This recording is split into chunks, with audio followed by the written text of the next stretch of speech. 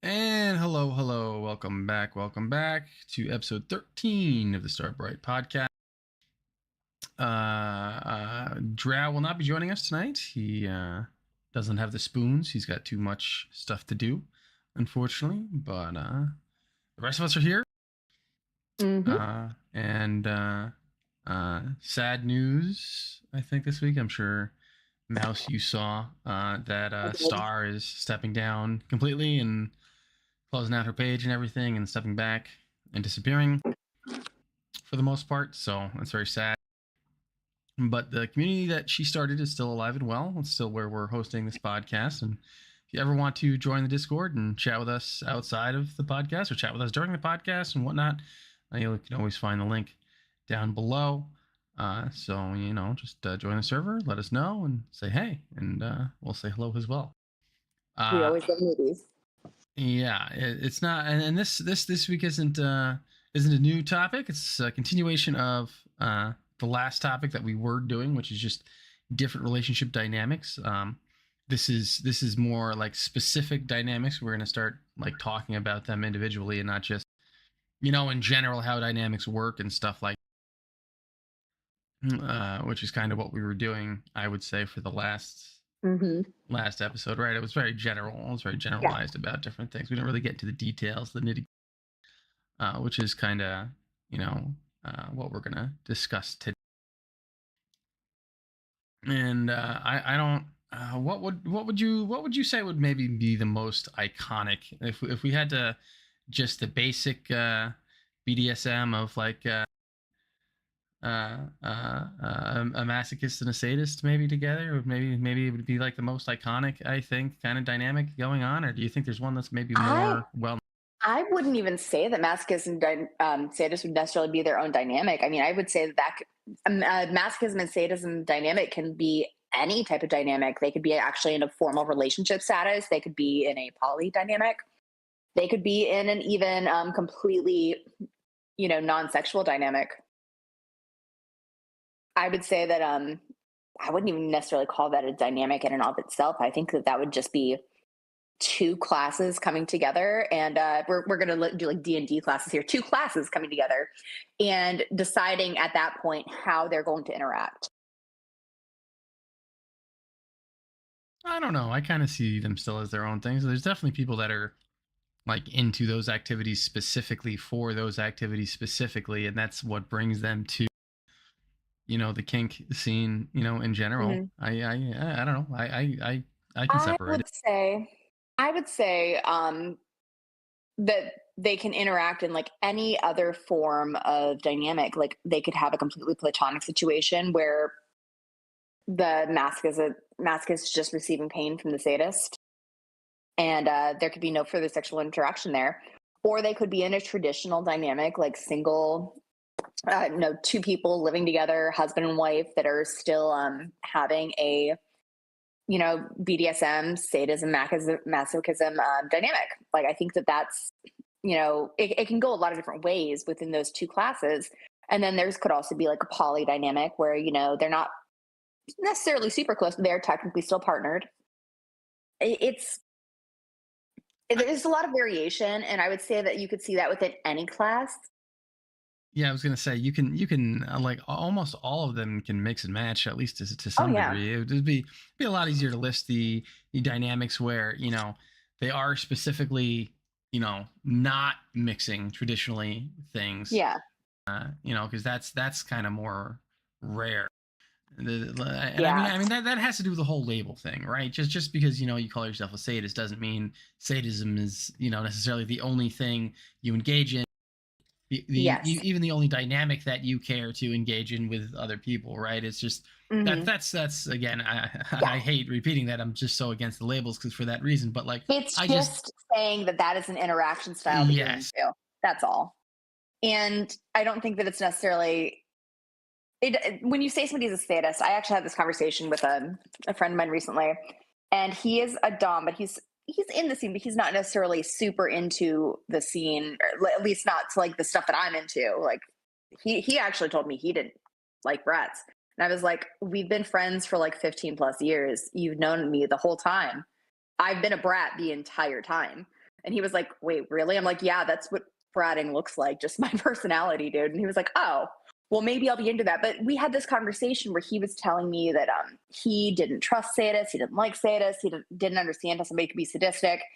And as I'm sitting there listening to him, I'm like, I don't think that he necessarily understands what sadism can look like. Because it's not necessarily cruelty at all. Like sadism has a wide spectrum of things it can look like. So yeah, that can also affect the dynamic that you're going to be in. A sadist can still just be a pleasure dom who just enjoys seeing you struggle because you're getting off so much, which is still technically sadism. yep, So yep. I think That's that we actually have to remember that there is such a variation along these things too, that that can have a huge impact on what a dynamic can look like. yeah. Yep, and that's the same for everything. Hmm. I mean, like we were saying, that applies to so many different and so many different dynamics. I mean, it's Hmm. it's I just wanted to throw some terms out there, and I thought that was maybe, because a lot of people who aren't in the scene, I wouldn't say that's maybe the most iconic kind of dynamic. I would say like a one-on-one, daddy dom baby girl kind of thing is maybe Yeah, like caregiver, caregivy. I would say yeah, like or that's the something most along. iconic one. Yeah, but Yeah, but for people who are more vanilla and not into the scene, I would argue, sadism and masochism is maybe recognizable. more recognized. Yeah, something Yeah. that is uniquely kink. Because I mean, not that 50 Shades of Grey should be anyone's blueprint, because it really, really, really, really, for many reasons, shouldn't. But like, No. it's that kind of thing is usually how kink is portrayed in, Yes. you know the general vanilla kind of world, whether it be in literature Yeah. or film or TV show or something Believe it like or that. not, our lives are not all black leather and floggers. It's Right. a lot of it sometimes, depends on the partnership, but like that's not all of our lives. But that's usually like, and that's like, what was that? I think Kat's seen it. That What was that show? The sex dungeon. Oh, The how to build sex a sex dungeon show. dungeon? How to build a sex dungeon. It's pretty interesting. It has a lot of varying couples on there. Some aren't really into kink whatsoever. They're just looking for like a more comfortable space for them to actually have their own space to focus on sex and I think that there's nothing wrong their with being into. relationship. Yeah, I think there's nothing Hmm. wrong with being not into BDSM at all, but like still wanting to have like a sex dungeon. I think that's should be totally normalized. Why not? Why I not have a room where you have all of your fun? I don't disagree. I actually, other than a few episodes of the show where the people were knowledgeable, though, I feel like a lot of them weren't even doing it for that reasons. They were doing it for like style, like fashion purposes. Like Hmm. they're probably not even going to use the room for that. They're just using it so they can show their friends and be like, look what we have, our room. Look what. Even with them doing that, though, the actual host of it does try to focus more on showing these couples uh, Hmm. more of the sides of kink and stuff to it. That's the main reason I really liked it. The main, oh my God, what's the word? Designer or whatever. Um, she makes them like take these extra little courses or um, kind of classes on different things to kind of get them to experiment a little too. Hmm. But That's like, fair. I bring it up because like, how are you going to make like a sex dungeon? What's that going to look like? Well, to even the designer themselves, that's gonna I'm gonna say like about 80% of it, like outside of like the fashion choice, like color choice, and is it going to be leather, is it going to be velvet, like that kind of thing. Like it Hmm. was mostly like BDSM focused, and I don't mean like the general BDSM kink term. I mean like BDSM. Like it was floggers and whips and restraints, and it was very much that kind of classical sadism, masochism kind of thing, because that's just how I don't want to use the term normies, but that using the term normies, that's how normies kind of identify kink, or at least that's how I would We maybe love think of it. normies. Yeah, we love normies, but like at the same time, there is a great gap between what BDSM actually is and what we actually are depicted as. I am, I mean, this is my aesthetic. For those who don't know, I am a pretty pink pastel princess. Like, I look nothing like the average depiction of a woman who's into BDSM. There's nothing alternative about my appearance whatsoever. I love pink. I wear pastels and I look like a basic bitch, but I'm also a huge masochist and into CNC. But, like, that's not how we're actually depicted in the media. No, not. In fact, I would.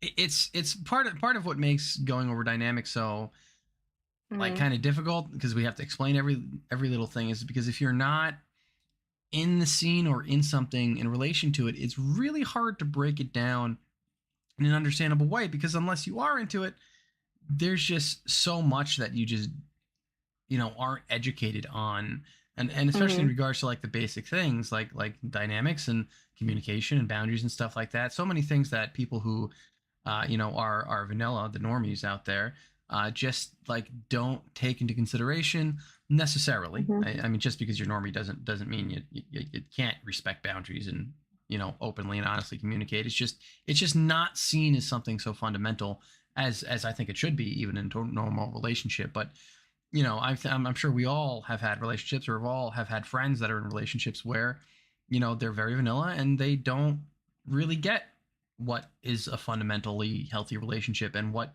can Right. build that and how to have a dynamic, even if the dynamic is a vanilla one-on-one, have a dynamic Mhm. that is healthy, because that's just not something that, comes by default, and especially to default relationships. It's just, it's the Disney effect. You just expect things to work. Mhm. You don't expect to have to communicate. You don't expect to, have to set boundaries. You just have this expectation of like this default vanilla thing, and as long as it fills your expectations, you're happy. But then as soon as something upsets that, you act like the world's falling apart, and because to you it is. You don't know any other way of looking at it. And I think a lot of people, especially when you're young, and you've grown up with all this fantasy style relationship things where, a lot of people grew up believing there's only one true love. One true love is a thing. You got to find your one person in the world, and like that kind of stuff is so toxic. But It and is. trying to explain to someone like that, no, thinking you only have one true love is not a dynamic. Being with someone, while you're believing that, you're not really in a dynamic, you're in a fantasy. And as soon as something falls apart, you're gonna Yep. fall apart because you have no basis in what a real Yep. relationship and what a really dynamic is. Yep, and that's the big issue right there too, is people don't understand that, like, no, you have to be able to understand that, like, no, things are not going to be sunshine and daisies all the time. And within BDSM, you have to understand, or you do have the benefit of being able to understand that you have to be able to communicate. So if something happens that you're unhappy with, at least within BDSM, we have the skill set to communicate about it generally, whereas other people may not.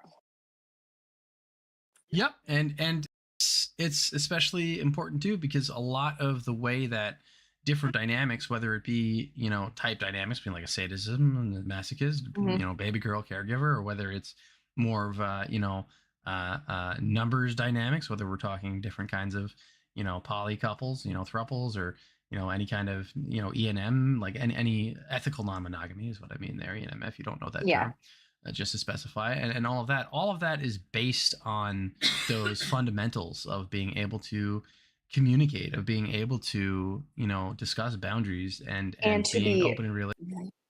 to be very clear, not everybody in BDSM has mastered the art of communication. We're not going to sit here and say that everyone here is able to communicate in that way, because they're not. They really aren't. We have to recognize that, like, just because in general people within our lifestyle are, pretty well equipped to communicate, doesn't mean that we all are.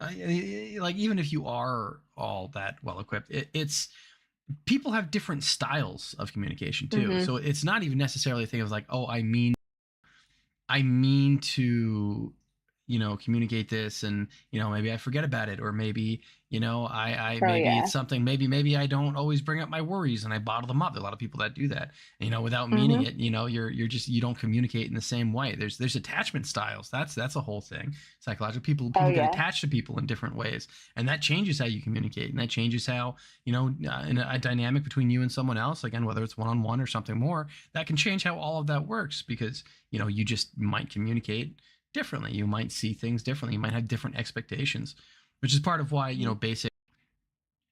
basic conversation and basic boundary setting and stuff is so important, because you got to be able to find where those borders are. You got to be able to adjust to what the other person is like, and how they communicate, and you kind of have to adjust your expectations and stuff, and it's the only way a dynamic works. Again, whether it's one-on-one or whether it's anything you can imagine. totally vanilla or very kink focused or I would anything in between? argue that the more complex the dynamic, the more you have to be really, really, really good at these communication styles. And I don't think that there is enough attention paid to that. I have had this conversation a couple of times where I am super uncomfortable with some of the people who are poly because while I myself am not against poly, in fact, I'm open to poly. I'm not open to poly with most people because I've seen how they interact and it stresses me out. It stresses me out. It's not even my relationship, and I don't want to be anywhere near it. Yeah, which is very understanding. I mean, look at it this way, especially if we're talking like a numbers dynamic here, where it's more than just a one-on-one relationship. If we're talking like, hey, we're gonna add a third to our relationship, you know, Hmm. you're adding a third person's level of communication issues, of boundary issues, and it's not just between like one person and them. Well, I mean, it could be, maybe that's the dynamic, but you know, if it's both people are involved with the third person, then you know it's going all three ways all of a sudden. So it every time you add someone else in new, every time you add in Hmm. a new kink dynamic, well, maybe you go like, I'd like to experiment with, you know, this, you know, in the coming weeks, I'm kind of interested in this.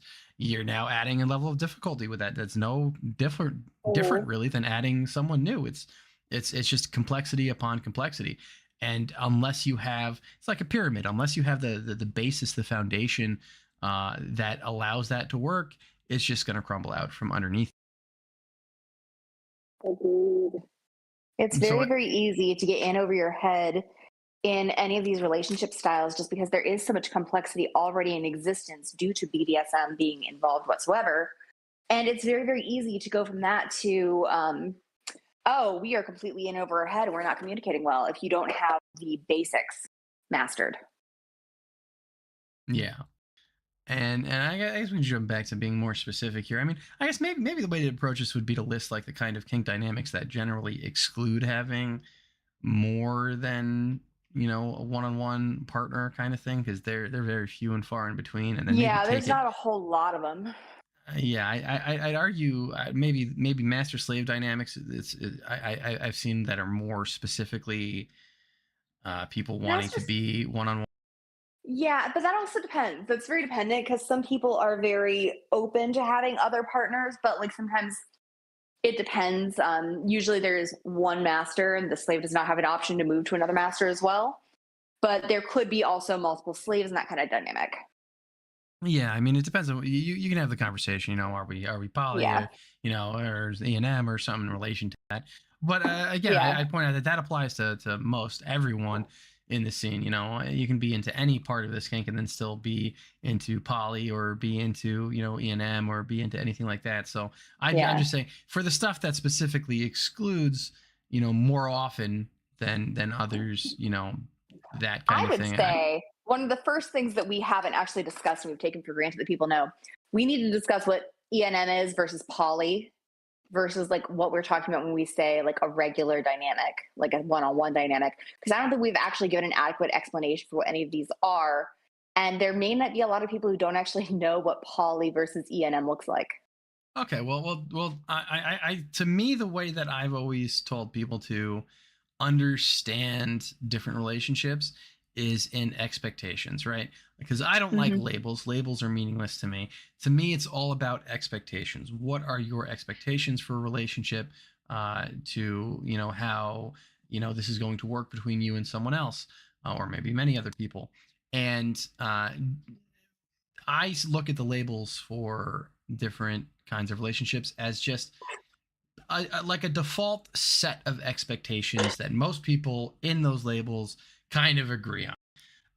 And Yes. so let's go like a default vanilla relationship. You know, we'll call it the one-on-one, the old Mm-hmm. classic.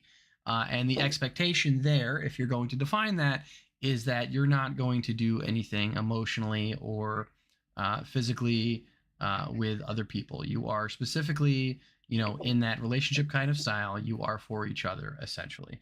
You are So committed to one another and nobody yeah, else, and anything outside of that would be considered cheating. anything that is intimate in under the terms of relationship, you are only doing with that one other person, and that's the expectation for a one-on-one relationship. There's, and of that's course, kind of the room for wiggle room depending on the relationship, because there are things such as swingers where they are definitely in a one-on-one, but there is wiggle room for extra yes, partners. of course. So, like, again, all of these things, there's room for negotiation for all of these things, but in general, this is the case. Yeah. And then if we're going to define other things, I would just keep that in the same terms of like what are the expectations that commonly fall under that banner. And Mhm. now understand with all of these because we're going to move on to multiple person relationships here, especially if you want to know the difference between poly and E&M. But the understanding here, guys, none of this is like, hey, I'm going to do this and I'm not going to tell my partner I'm doing this now. The Yes. basis for these relationships is that you're going to openly and honestly communicate to your partner what you're doing and why you're doing it. And if you feel you're poly and you want to open yourself up to other people, that's something you would communicate first. If the other person isn't down for that, then they have the option Yes. of leaving, as they should. This isn't like, Yes. oh, poly sounds interesting now that you've described it to me, and my I'm going to be expectations for relationship poly. lines up with that, and then I want to be Yeah. poly, and then not tell your primary Yes. partner who you've been in a If you are monogamous relationship. if you are poly with somebody who is not aware that you're poly or haven't discussed it with being poly with this person, you're just cheating. Doesn't matter if you're poly or not. You're still cheating if the person you're partnered with is not aware. So you have to make sure you're communicating, because again, Yes. it's one of the things here. So there's poly and then there's E&M. So poly, just to go in the complete opposite direction from a monogamous one-on-one relationship, poly relationships are more, they're always, well, I'm not going to say always, but they're open to forming intimate, whether it be physical and emotional connections with more than just one person, I guess would maybe be Yes. the most basic way to put that. That doesn't Yes. mean they're complete slut whores, open their legs, for everyone. That's not what that means whatsoever. No. Okay, and especially as Mouse has mentioned, she's not open to relationships with most people, even if it was just a one-on-one. So it's Yes. not just because someone goes on poly doesn't mean they're going to sleep with you. That's just not. Yes. It's not how that. A lot But of it just people do means, make that assumption, but that's not the case. yeah. And no. It's like just because someone's bisexual doesn't mean they want to sleep with every guy and every girl. Like that's just not how Yeah. that. Just So, and by the way, guys, if you ever think that just because a guy's gay, he's into you, he's probably definitely not. Especially not if he thinks that's the case, or thinks or knows that you think that, because like that's just weird. yeah, I don't.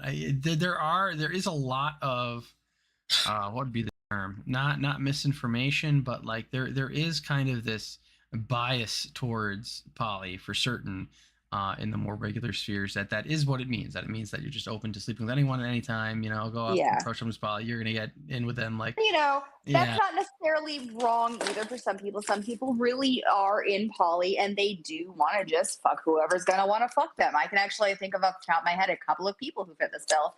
And there's nothing wrong with that. We are not here to slut shame. No. You're allowed to be a slut. But it's not the case, and you can't make that assumption. No, it's not the default. You can't Yeah. put that in as part of the default expectation of what a poly relationship. Yes. And even then, it's usually discussed within their own polycule. Yes. Everybody who is involved with that Not person just- would know that, and Yes. that's all And it's not just communicated usually. within their boundaries. It has to be discussed. This is a Mhm. non-negotiable. Yes. I sorry. actually had a conversation with somebody about poly recently, where I said, my argument is that you cannot have a healthy poly relationship if everybody doesn't at least on some level understand like how many people are in the relationship, how many people are in the polycule. You would at least, if you are a hinge, I would argue, and by hinge I mean you are the center point of technically 2 or 3 different relationships. Even if these 2 people do not know each other, they don't want to meet each other, I would argue very strongly that you were responsible to let each member of that polycule know that I'm adding a different member. This is who it is. Do you want to know more about them? And at least give your partner the option, and they have a right to not want to know. Like they are allowed to just not care and not know who else you're dating. But I would argue very strongly, because there is a whole thing within the poly community that I've been seeing where people think that they have a right to not tell their other partners that they're adding a new person to the dynamic. And just because that other person would probably never meet, person C who's joining, doesn't mean it's okay, because there is at this point a new level of complexity that's entering the scenario. And I would argue very strongly that you are technically cheating if you're not telling your poly person, your poly partner, that you're adding somebody else. I'd agree with that, but also with that, if they're sexually active with each other, and Yes. same thing there, you're not able Yes. to protect yourself sexually if you Yes. don't know about those other partners. I would also argue, what if this is somebody that person A feels extremely uncomfortable with, like this person has traumatized them, caused them harm, and you as the hinge are deciding to add this person to the dynamic. I would say person A has a right to know that and make the decision and, let you know, hey, I don't feel safe with this person.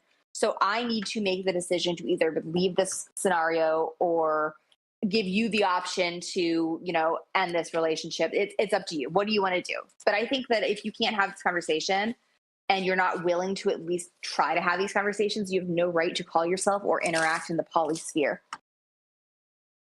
Yep. Couldn't agree with that more. The dynamic by itself is constant change. So when you're adding that into a poly, especially if you're wanting to add another person, it still does affect everybody else in that poly, because that's emotional attention, it's physical attention. You're splitting more time between each person, no matter what. Right. And even if your partners don't necessarily know or want to know each other, you still have a responsibility to each of them emotionally, a duty of care, so to speak. You cannot just arbitrarily choose to have somebody in your life to harm them, just like you would in a one-on-one relationship. Many of us can imagine we had an ex in high school or something that was really good friends with somebody who you knew that they were, an ex and they wanted to fuck them really bad, or somebody who was extremely mean and cruel to you and you couldn't understand why they would keep interacting with somebody who was causing you so much harm. You have a duty of care in a relationship to make sure that your partner doesn't feel or isn't actually being harmed by something that you're doing. And I would argue, if you are actually, quote unquote, doing somebody who is known to be harmful to one of your partners, you are not doing a very good job as a poly member of a relationship. There is still a duty of care there between you and whoever else you're hinging for or hooking up with. Oh, it's still a relationship. Cause harm. Exactly. One of my biggest arguments that I get into, and there's different opinions on this, and I bicker with people about this all the time. People, of course, being like some of my friends on my server. I would argue very strongly that a poly relationship, if done right, should look very similar to just multiple one-on-one relationships being, glued on top of each other and superimposed. And there could be, different dynamics there. Like I was saying earlier, one partner may not want to know any of the other comings and goings of, partner B, and that's their right. But that has to be well discussed and reaffirmed on a regular basis. Yeah, I would totally agree with that, especially if you get past like throuple area. So throuple would be 3 people engaged, usually with each other. But it's just imagine trying to corral a bunch of cats. All right. If you have a large enough friend group and you're like the person who's making plans and pushing everyone together and trying to do stuff. Yeah. Imagine doing that, but you're all in different relationships with each other and maybe even different kink dynamics with each other too. It's chaos. Same thing I say about conspiracy theorists. Like, it is really, really impressive that you seem to have that little understanding of how organizing anything works. Imagine being a team manager, a planning manager for a giant event. You have, 500 people to corral. Imagine that kind of headache, but like in a relationship instead, where you've got like 15 people who are all hinged to each other. Like, maybe you're not involved with all 15 of these people, but you're involved with like 3 of them, and each of them has like 3 partners, and that partner's partnered off to somebody else. And very quickly you have this sphere of polycule that is just a clusterfuck. Maybe one of them doesn't want to know any of the rest of you, and that's fine. But that person is still tangentially there. You do have to respect them. Yeah, that's why I totally agree with you that I think a really healthy poly relationship is generally going to look like it's just a series of different one-on-ones, only because Yeah, I mean, I think you can still get away with it in a throuple thing with all just 3 people. It still makes it more Yeah. complicated. Yes. Still, but I I would think you can get away with it. But say anything more than that, crazy. once you get into once you get into more than like 3 partners, I feel like you're getting into territory that you have to be very, very confident and secure with each of those partners before you even try to add another person. I tend to Jealousy is a get big freaking thing in polyamory and stuff. You have to be able to talk about I that. yeah, and I really hate this like jealousy culture where people think that it's cute and like empowering. No, babe, you just need therapy. You should not be bragging about being crazy enough you want to stab your boyfriend's, friend. Yeah, That's no, not cute. that's not Stop. an appropriate way of jealousy either. You Yeah. should be talking with your partners about what specifically is Yes. making you Yes. Yes. feel insecure and Yes. try to move from that. Jealousy is understandable. We all experience it. It's how you handle it that's important. And one thing that I've noticed a big theme of is this like praise and glorification of jealous women. And first of all, I find that very belittling as a woman that like the assumption is that, we're going to be the ones that are jealous enough that we're going to gouge out a girl's, eyes for liking your picture. First of all, I am crazy, but I'm not that kind of crazy. Very rude. Secondly, why do we praise this? Why do we praise something that is so fucking toxic? I saw a meme recently where this guy broke up with his girlfriend, but he didn't own a truck, so his girlfriend keyed his boots, Oh, which oh. is very funny to think about. But So I've seen that as well. I'm gonna, get into a little bit of drama here, but like, bear with me. I'm not gonna name names. I had early on in my server, I found out that somebody from the admin community had sent somebody in to spy in my server because they were jealous that I interacted with their admin friend that they had a crush on. And it was so fucking toxic and so confusing to me. And it's still to this day an issue because I found out about it and said something and they got upset that they were sending people to spy in my server because they were upset that I was interacting with a guy they had a crush on. I didn't even yeesh. know who this person was. Yeah, I don't understand the glorification of this. Like, no, this is not normal. This is not okay. Like, you should not feel like you are justified in doing this kind of thing. Invading somebody else's privacy, not cool. It's that well, it all comes down to that expectation thing, right? Yeah. People have this expectations that they're in a relationship with someone or they want to be in a relationship with someone, and that person's time, that person's attention, that person themselves, that belongs to them. And Right. and when something breaks that expectation, like, oh, they're paying attention to someone else, that's fucking, they can't do that. That's against the fantasy in my head of what we are. If so you people are get upset. of the opinion that nobody else can interact with somebody you have a crush with, you should probably see a therapist instead of getting into a relationship. Hot take, but like, I don't feel like it is healthy or good to get into a relationship when you have this idea in your head that this person should not be able to interact with somebody that you don't know or you don't like. Like, No, I get it if like it's somebody you feel unsafe with. That's totally different. That's not jealousy. It's But if it's towing the somebody, line of obsession instead of exactly. and treating that person like an object instead of a An object person. of fantasy rather than a actual human person who has. Yeah. All of us have connections with other people. Like I would have trouble being in a relationship right now if you look at just how many people I interact with on a regular basis and how some of them act towards me. I would likely run into issues with jealousy with whatever partner I was with. But, that's something I could talk out as long as my partner was able to communicate.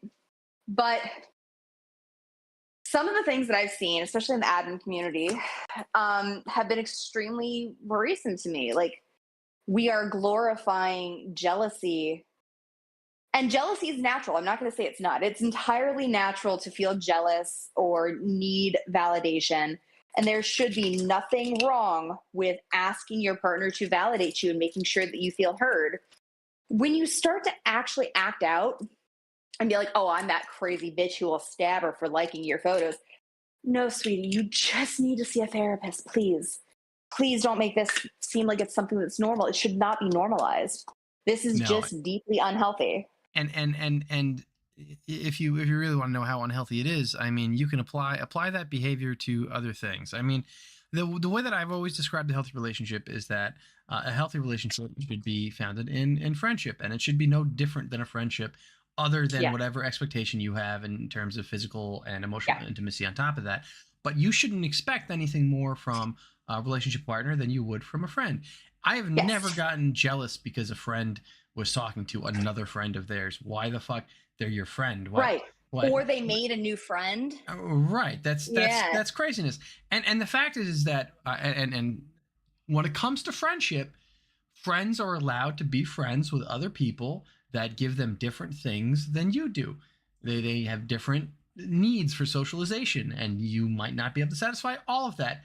And they're perfectly fine with your friends having other friends that can help them fulfill that. And for some people, that applies to relationships as well. Some I people have a feel hot like they take on that can't one. get. Oh, Yes, I feel like there is no such thing as a single one-on-one relationship where you can possibly meet all of the needs of your partner. It's just not reasonable. There is no way you can do that. It is unfair on you, and it is unfair of a burden to place on them if you fail. So I think that it's totally reasonable to be in a relationship with somebody who meets most of your needs, but then also have, another friend who maybe is better at listening because you have a different communication style than your partner that you're partnered with. Maybe this friend's just better at listening. And I think that I that's don't disagree totally with that. okay. And there's nothing wrong with that. And we have this weird understanding or misunderstanding that even in a one-on-one relationship, that it's reasonable to have just one person who is the only person you need, quote unquote, my person. And that's fine. But you have to understand it's a huge burden placed on yourself to be that one person who is meeting all of that person's needs. And it's not fair. It's not fair to you No. or them. Well, and So I would argue that very strongly that there is no such thing as a relationship where all needs are being met. no, and I'd say that for And a dynamic comes down to how you negotiate how those other needs are going to be met. How a lot of that phrasing was, it almost sounds like a caregiver role instead. It is. It is. I would argue that there's very, very little within BDSM or any relationship that is not in some way caregiver, caregivee. But usually it's a bit more even. Like, we're both caregiving to each other in certain aspects. and I was gonna say, and then whatever is being left by the wayside, usually in a monogamous one-on-one relationship, you find other ways to, get that, or you just leave it unfulfilled, whatever that is, as long as it's not Yeah. something that's gonna spill over and harm you, Yes. and you just adjust because the expectation is still that it's a one-on-one, so you just have to find another way to get that outlet. But it is no different than, everyone has a friend who's the vault who you tell your secrets to, another friend who's usually really dependable. If you ever need something in an emergency, that's who you're going to call. Everyone has this other friend that'll fucking fight for him if you need to go jump someone. That you have that friend out there too. Like you have friends that do different things for you and they fulfill different needs, and it is completely normal. And for some people, like I said, that applies to relationship wise as well. And that's just. I actually one of the most clever, I think, ways of phrasing jealousy that I think I've heard in regards to wanting to possess someone else's attention and time and stuff. It's actually in a Star Trek book, surprisingly enough, where I can't. There was this race that are like way more emotionally mature, and this human was talking to him, trying to understand, like, don't you feel like envious and jealous that your partner is like with other people, because they were in a relationship with their partner was, with multiple people. And the alien like looked at the dude and was like, you think the Mona Lisa is beautiful? You ever look at the Eiffel Tower? What about the night sky? Beautiful things, right? Do you feel a desperate obsessive need to possess them when you look at them? No, because they're not yours and they never could be. But you look at another person and you think you can own them, so you have this obsessive need to fulfill. And that's not how that works. Look at it like the night sky. Look at it like the Eiffel Tower. Look at it like the Mona Lisa. It's beautiful. It's to be appreciated while it's there. You should be happy for every moment you get to spend, looking at it, experiencing it, being with it. But you don't own that other person. You don't own the Mona Lisa. You just have to accept that it's its own thing. And some parts that might be sharing it with someone. I think it's a great way to go into ethical non-monogamy there. That is an excellent way to describe that. Because that's how it differs from poly, because you don't actually possess anyone in ENM. Yep. Well, I would throw in that most E&M relationships I've seen, if you want to call it relationships, there is usually a primary partner. I would still say usually, and a lot of because that's usually how a lot of people come into E&M. I feel is that they go from we're married but we're not really enjoying this anymore.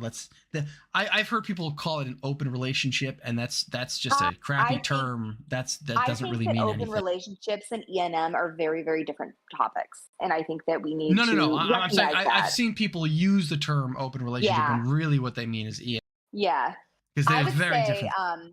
I would say it's not abnormal to be partnered while in E&M, but at the same time, that partnership doesn't actually really mean anything. Generally speaking, it's quote unquote for tax purposes at this point. Yes. With E&M, you just not only are you not looking for a relationship, you kind of find the idea problematic. Generally speaking, within E&M, there is a understanding that relationships, at least the way that we understand them with this idea of possession, are inherently problematic and dangerous, and there is an aversion to it. At least in the groups that I have come into that were like hardcore E&M rather than what I would consider swingers or open relationships. E&M is generally like, I don't have a right to possess this person. I can't own them. I shouldn't own them. Like free range dating or free range fucking, more like, actually, because you wouldn't actually be dating. Is it like free range fucking? Guess from more of a like normie point of view, kind of like fuck buddies, but yeah, not but, like, quite. everybody's a fuck buddy. Everyone's a potential fuck buddy. It's not just going out for a night and meeting up someone type thing for that, or I mean, you could. I'm not really phrasing that right. A lot of people I know who are into E&M do have a lot of hookups, like just one night stands. Okay. Maybe if it's a fun thing, they'll do it more than once, but they're not actually looking for a partnership. Would you agree with that, Will? Yeah. What my question kind of goes into, where would you say, because fuck buddies was more, I guess, a vanilla term, I want to say, in a way. You see things like fuck buddies all the time in BDSM. Like, this is something that we actually recognize as like one-time scenes, or thing. yeah, it's you're hooking up just to try one scene together, and if it works out, it works out. Cool. It might be a thing that you do regularly from then on, but like, it's not actually a thing. You're not actually emotionally in for it. You're just doing a platonic fucking thing. But with E&M in general, my experience, I haven't actually been involved with a whole lot of E&M stuff, but like, my experience is that generally speaking, it is not seen as a relationship is not the first thing that people think about. They're not here for the relationship.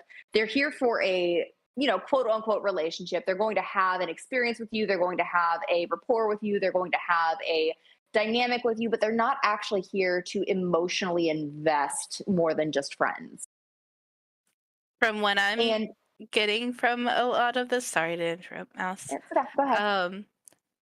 Fuck buddies kind of sounds more casual, but the E&M, it has an actual established understanding between the parties instead of just the hookups. Yeah. E&M can have, I mean, even with friends with benefits, like, you can absolutely have friends with benefits. It's more of a formal thing where you just have a bestie that you fuck whenever you're both single or whatever. Like, I definitely heard of that being a pretty well-established thing within BDSM. I'm sure Will has too. There's people who you are really good friends with. You're not actually necessarily, attracted to them emotionally, but like, hey, when you both need to get off, like, you have a friend who's, there to scratch your back. I think that that's not necessarily E&M. I don't think that's inherently not E&M either. I think it could go either direction. I think it's just another type of relationship dynamic that can exist and does exist. Yeah, I would agree with that. Okay. Like, it would be like a not necessarily one-time hookup, but an informal maybe not platonic, but like an informal, you don't really want it to go anywhere. It could, it's not necessarily off the table, but it's not your primary agenda. And I would say that E&M is like a more formalized version of that. That's what I kind of needed, was the separate understanding for both of them. Yeah, I would they say that sound there's overlap. similar, but they sound at the same time different. So yeah, the clarification is nice. A lot of people who are poly are also, they'll also claim to be E&M, but I'm not necessarily sure that those two overlap as well as all that. I feel like there might be a bit more of a terminology issue there, because I feel like with E&M, it's the understanding is that you don't want to necessarily have 4 relationships, but you do want to maybe have like 4 partners who you are, you know, willing to fuck and spend time with and get your emotional needs met from. You just don't want like an actual relationship. What do you think on that one, Will? Commitment needed. Yeah, I don't think there's as much commitment there. Yeah, I would agree with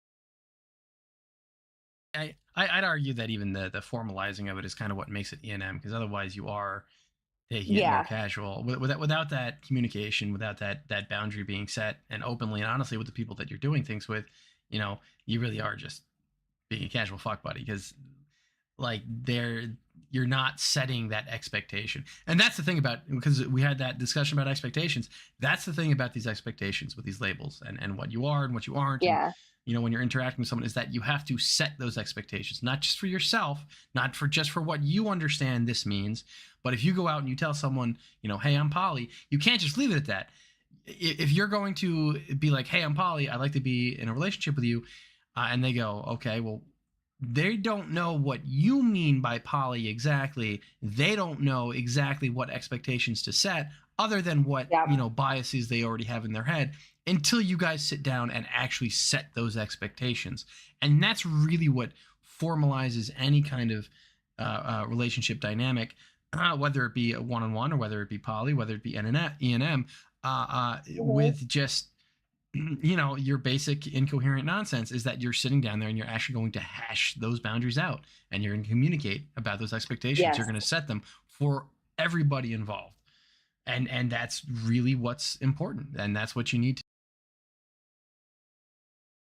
That's what everyone should do. I hope even if you do like expect a completely monogamous, you know, one-on-one vanilla relationship, no kink involved, you know, other than having sex, I would hope.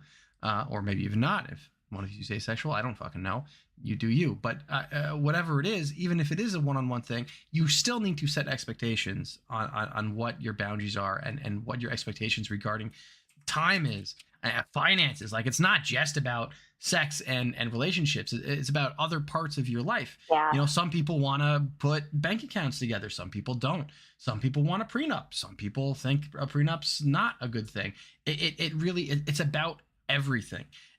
And if you want to have a real relationship with someone, whatever that relationship is going to look like, or however many people are involved in it, you're not really formalizing anything until you've all sat down and you've set your expectations and you've set those boundaries and you've discussed what you want to do and what you don't want to do. I would actually say that any relationship, even one-on-one, this is something that people should do that we don't actually talk about enough in vanilla settings.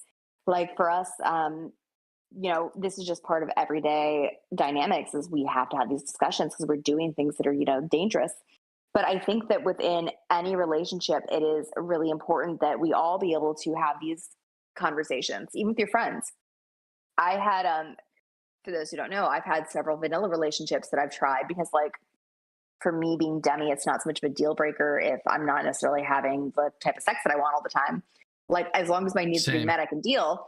So I've been in a lot of vanilla relationships. And one of the things that I run into is my partners think it's bizarre that I have a conversation with them, like, in your opinion, what constitutes cheating? They're like, are you saying you're going to cheat on me?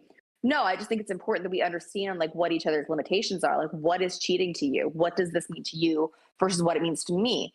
Because if we are going into a one-on-one single relationship, just with the two of us, me flirting online may not be a big deal for me, but like, if that's cheating to you, then I need to know that in advance.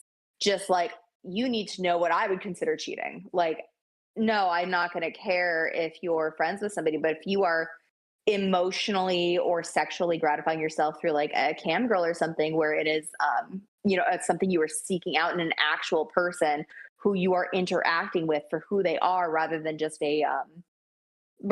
porn, then yeah, I would consider that, at least in a one-on-one singular dynamic where we have discussed it, that would be cheating to me in a one-on-one, in a vanilla relationship anyway.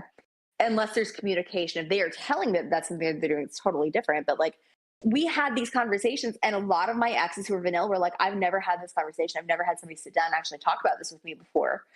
And I remember the time thinking like, this is just normal dynamic stuff. Yeah, But this is something that every vanilla relationship I've been in has been shocked that I've wanted to have these conversations. Yep. And it's small things like that. Well, I would consider that a small thing. I know a lot. Yeah. But that's the thing. My expectation is that's such a small thing. I don't give a shit. Look at porn. Don't look at porn. What business of that is mine? Exactly. But some people have a completely opposite expectation. Yeah. I don't care about strip clubs. I don't care about porn. I don't care about, and a lot of my exes were like, well, why do you care so little? I'm like, look, I come from a circle where poly relationships are the norm. I am from a lifestyle where, single scene hookups are not actually taboo. It's actually pretty encouraged, so you can get to know who you're playing with before you commit to like being partnered with them. And for me, it's not a big deal, but like going into these vanilla relationships where they didn't actually have these discussions, it was completely foreign to them that I wasn't getting mad they were looking at porn. Like, why would I care? I make porn. Well, knowing you probably said something like, "What? You don't have 8 tentacle penis arms. How could you satisfy me?" Of course I could. Look, it's such a funny thing to me. Like, I had one of my exes, he was so confused. We had a fight because he thought I wasn't jealous enough. And I was like, why is that something you want? You want to fight with me because you were talking to a girl? Is that what you're telling me? Well, it's almost considered a signal in like the very unhealthy, toxic, fantasy relationship level of vanillaism that everyone who grew up on Disney had at one point in time. Someone being jealous is a signifier that someone actually cared and was interested, and for a lot of people, not being jealous and possessive means they don't actually care about you. And which is absolutely not true. I'm not possessive and jealous of my biological family members.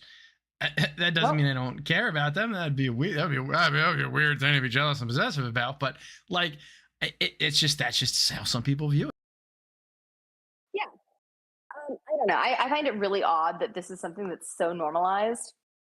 Jealousy in particular. I feel like jealousy is one of those important discussions that's to come up no matter what the dynamic looks like, because the way to handle jealousy is communication, and it's just such a common thing to handle. And I mean, even within our dynamics within BDSM, not all of us are good at communication. In fact, I would argue that many of us are not as good as we should be. But it's something I value extremely highly. And that's because I have seen things go wrong so catastrophically so often because people are not able to communicate or not able to come together and understand each other's communication style. Yep. I would agree with that. I mean, and communication is not just how you solve that; it's how you solve pretty much everything. Unless there is like some completely foundational, point of view difference in beliefs and expectations between you and someone else, pretty much every single other thing between two people or more can be solved by communicating about it, by talking about it. And in fact, not that I am a licensed therapist, and not that anyone should come to me for therapy, but that's one of the biggest tools therapists try and use, especially when it comes to relationship stuff, and especially if you've ever gone to couples therapy, is they try and get people communicating more with whether it's something about your friends, whether it's your partner in a relationship, just communicate. Whether it's your family, communicate, and find more effective ways of communication. That's the other thing. A lot of people get frustrated because they don't know how to successfully translate what they want or what they're feeling in a way that someone else can, understand why they're having an issue. And there's a lot of tips and tricks and techniques. You can even just Google it, how to communicate better. But that's a big thing that a lot of people have to actually legitimately work on, because it's hard. It is hard, and we all, because reality is subjective to us. We're all our own individual people. You'll never really understand what it's like in someone else's head. It's really hard to translate your experience in a way that someone else can really understand. And communication is the bridge that goes across that gap, and yet you have to find a way to cross it. You have to find a way to use it as often as you possibly can. Every time something comes up, you got to use it. You got to cross that bridge. You got to communicate. It's just so foundationally necessary. And that's to all relationships, whether you're E&M, whether you're poly, whether you're looking for one-on-one monogamous kind of thing. Communication is foundation to all of that. And nothing you will do, no relationship in your life, even just friendships, are gonna be successful unless you communicate. I'm sure we've all had a friend before who never fucking would talk about anything, and it was kind of like how you end up feeling like you don't know this person, you can't communicate and talk to this person because they're just like this blank slate brick wall, and they just don't ever communicate back. And it's really sad when that happens, because they're just closed off, and they can't open up, and therefore they can't really communicate with you, and you'll never really know at all what's going on in their head. And that's just it's just as bad to have that in a relationship as it is in a friend. One of my favorite lines ever since I've heard it, it was just from a random blogger video of them just trying to interview people passing by. But it was, don't attribute things to malice when it could be attributed to ignorance, and that can be applied in relationships. That's actually a very famous quote from. Do you remember who said that one? That's a very. I've never heard the actual.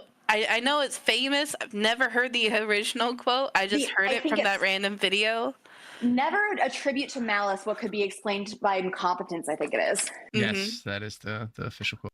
I don't remember who said it, no, but it's considered to be like a foundational axiom, like Occam's razor, in terms of just it's the logic is. It is a razor. That's one of the. That's what it is. Yeah. It's one it makes of the you take that step back and try to think about what that other person is either going through, or what actions cause that, or your own actions even. Basically, this is my way of living. It's Hanlon's razor. Not everyone is out to get you. Yeah, there you go. It's a good concept. And this is something that I try to live my life by. This gets me in trouble, and if you talk to people from my server, from my life, they will tell you that I'm way too forgiving and I overlook too much. But this is just how I live my life. Kind of hard. You're so short, you can't look over anything. Oh, sorry. Thanks, Drow. You're not even Drow, but I'm calling you Drow because it's the Drow thing to say. Anyway, as I was saying, one of the things that I do that is probably not beneficial to me is I always look at it and go, is there any other explanation besides this person being a malignant jackass that would have led them to do this or say this? Because nobody just says that, right? Nobody would just say that. What are the possibilities? What kind of miscommunication could have occurred for them to have reached the conclusion that they needed to say what they did? And generally speaking, I can come up with a reasonable explanation that works for me and allows me to, forgive them and move on. Sometimes I'm wrong. Sometimes this person really was just being a jackass and I've been giving him too many chances. It does happen. But I find that 9 times out of 10, I am better off giving the benefit of the doubt. And I think it's really important to do that, especially with your partner.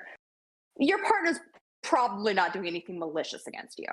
People probably aren't, because the reality is most people don't think about you or care about you enough to be malicious to you.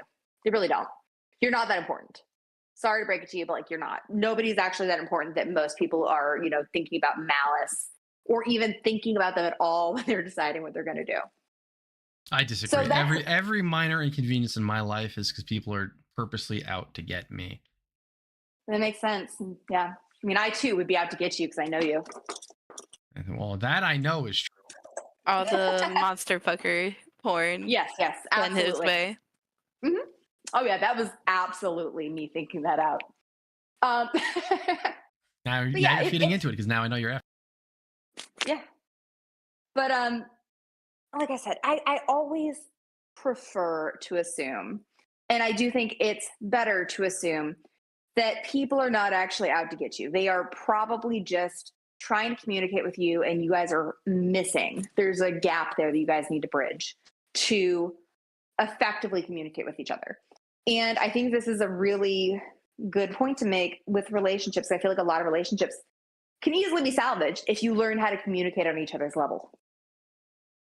Meet each other where you are instead of, wanting them to raise to your level or lower to your Absolutely. level, quote unquote.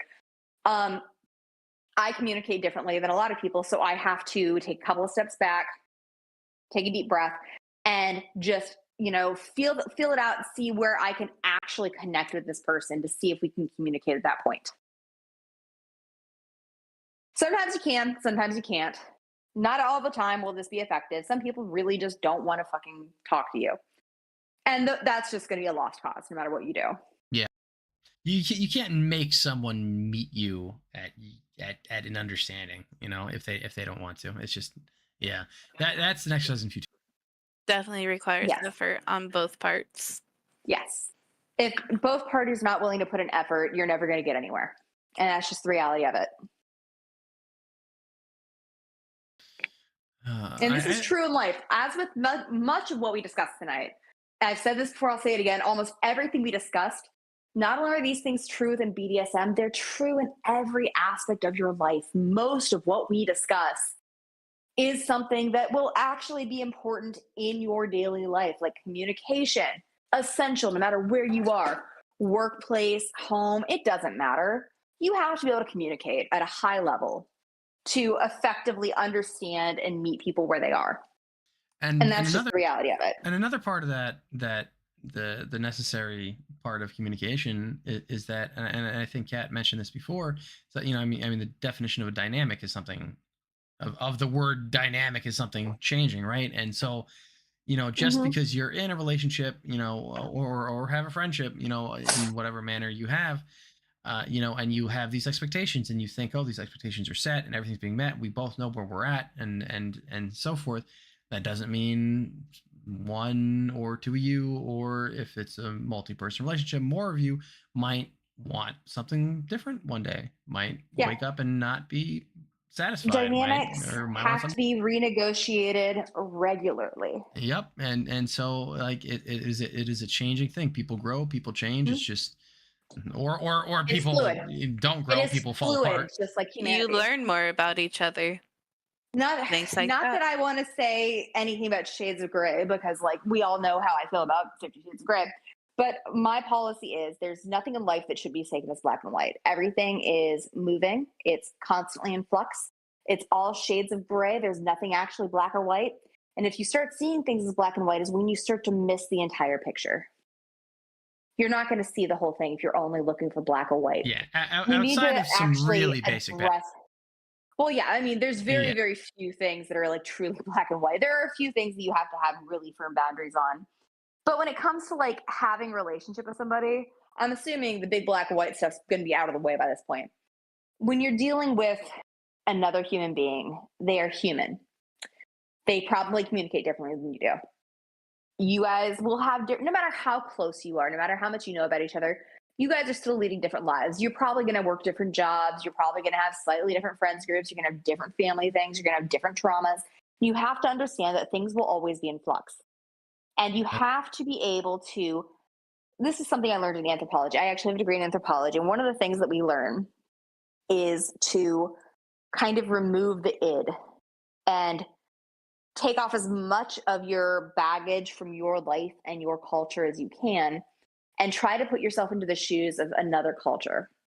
Say, it's hard to explain. It's even harder to practice. This is something that's very, very difficult to do.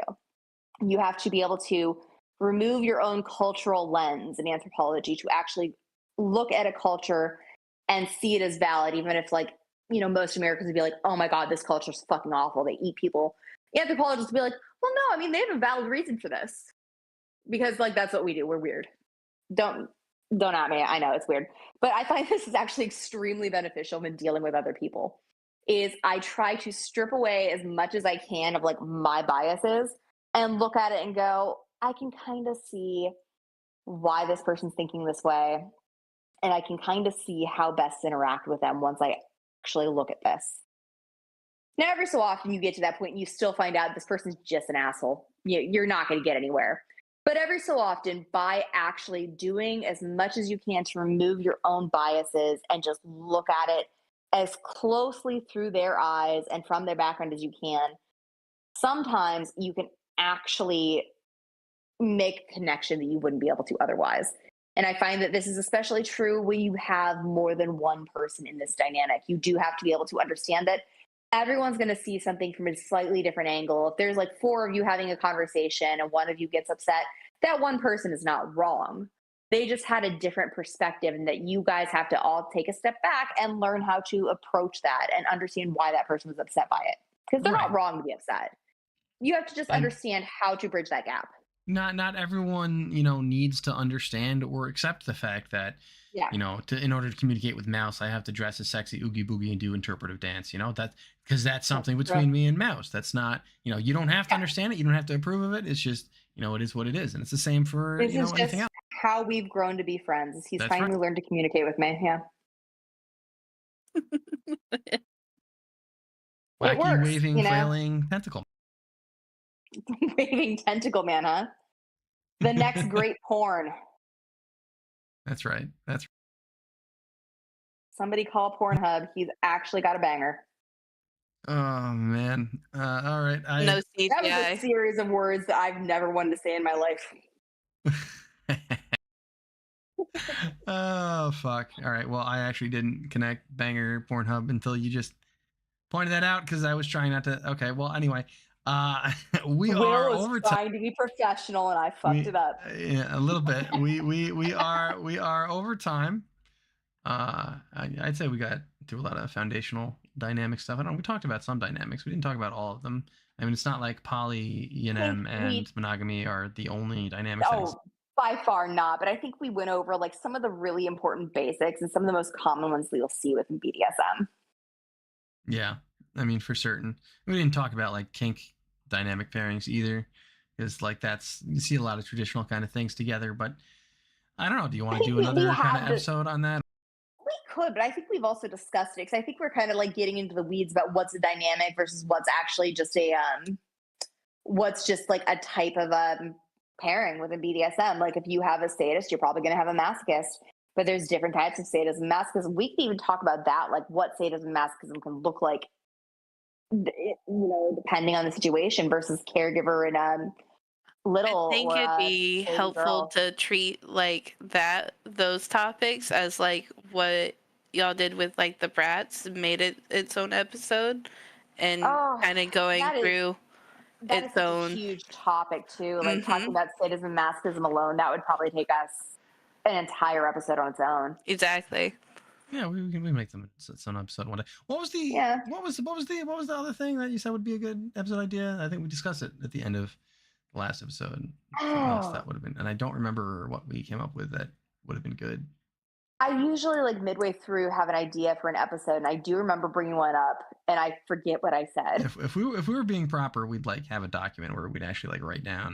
Look, we literally have an entire server, and guess how many of us actually write down the ideas that we have? None. Not a single goddamn one of us. I try to remember. My memory sucks. I didn't even remember today was Friday. I did not remember until Will pinged me to remind me that the podcast was tonight. I mean, to be fair, it's real hard for me to write anything down with these tentacle arms and this costume. It's dope. Yeah. That's fair. Barely hitting the a lot for us. Button. He really does sacrifice for us to get this tentacle costume on every time. Respect. I mean, respect where respect's due. Thank you. Glad I'm being recognized. You are being recognized for your bravery. But yeah, so what would you like to do? Either of you have any ideas for the next episode? Something you'd like to discuss, talk about, especially in the UK?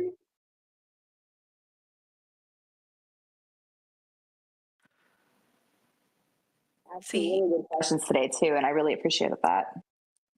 I'm trying. You're doing it. I don't know. As a pretty newbie myself, probably like if I didn't like meet Will, I wouldn't really have as much as a like step into kind of the actual community side of it.